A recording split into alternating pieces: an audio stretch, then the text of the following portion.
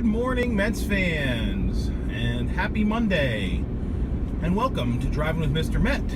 I am Mr. Met, and yesterday was Sunday, which seems to mean a Mets loss this season. The Mets have had a dreadful time playing baseball on Sundays, and depending on who you ask, they might tell you that they've just had a dreadful time playing baseball, period, in 2017. So, again, a loss yesterday, a lost series to the Pittsburgh Pirates, who are better than their record indicates, but still, I mean, the Mets were facing some bottom-end pitching, and yesterday especially, they were not able to string anything together. The kid for the Pirates was very successful at inducing ground balls.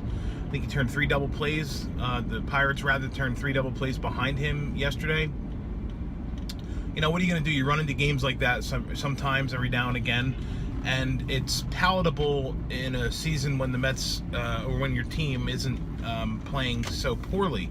But that's not this season for the Mets. The Mets have been playing poor baseball for the majority of the year. And again, I just keep going back to the roller coaster, man. The roller coaster continues.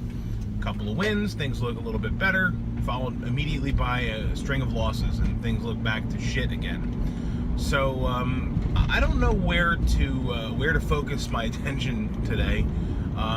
Terry Collins gets blasted all the time. I defend him, but a lot of times what he's doing is indefensible. He had an instance over the weekend where he had to leave Paul Sewald out there to get completely shelled because no one was up warming behind him.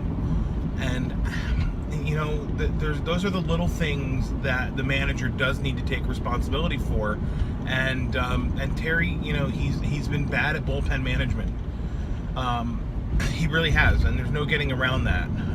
That being said, the bullpen has been bad at pitching. So the management aside, I don't think if Terry had a fresh reliever, a fresh arm up behind Sewald the other night, it would have made much of a difference, because these guys just are terrible right now. That being said, Addison Reed did record a 6-out save, the first 6-out save of his career. He did so very shakily, but he got the save nonetheless. So the Mets were able to salvage one win over the weekend, but only one, and that's a shame. They cannot lose tonight, which is always a plus. Kind of shows the state of the team right now, where I look forward to an off day because I'm certain that they're not going to lose or do anything embarrassing.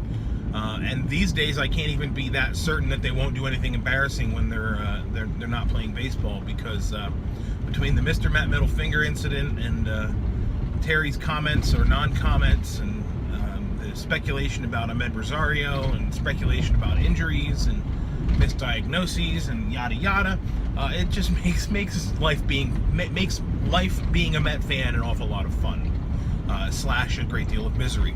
So the Mets open up a series in Arlington tomorrow with the AL Central, AL West. I think it's the West.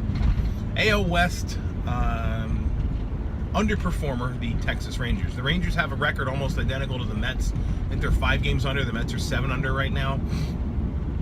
I think both teams are better than their records indicate, and I know for a fact that the ball flies out of that stadium. So that is an absolute bandbox. I feel for the Mets pitching, starting with DeGrom tomorrow. Hopefully Jake can get back on the right track after the dismal start that he put up in his last appearance. Although, as I said, Arlington is not exactly the best place for that to happen. Incidentally, later in the week, the Mets will be at another bandbox in Atlanta, and we might actually see the 2017 debuts of Seth Lugo and Steven Matz. So fingers crossed for that, and hopefully their returns, as I've mentioned before, set in motion some guys being moved into different positions, and maybe just having the bullpen be a little bit stronger as a result of their insertion into the starting rotation. So that's all for today. Thanks for watching. Hopefully the next time we talk, It'll probably be Wednesday, and I'll be happier because maybe the Mets will have won a game. We'll see. I won't hold my breath. But as always, I thank you for watching. If you're not already doing so, please follow me on Twitter at Mr_Met. I do a daily Mets trivia contest on Twitter, which is not an awards contest. It's just a fun contest. So I'm thinking about incorporating that into Driving with Mr. Met as well. Maybe just have that flash on the screen for anyone who's watching but isn't following on Twitter, and you can participate in the comments section, or maybe you can log on to Twitter and follow me and send me the answer to the question. So that's all for today. Again, I thank you for watching, and as always, let's go Mets.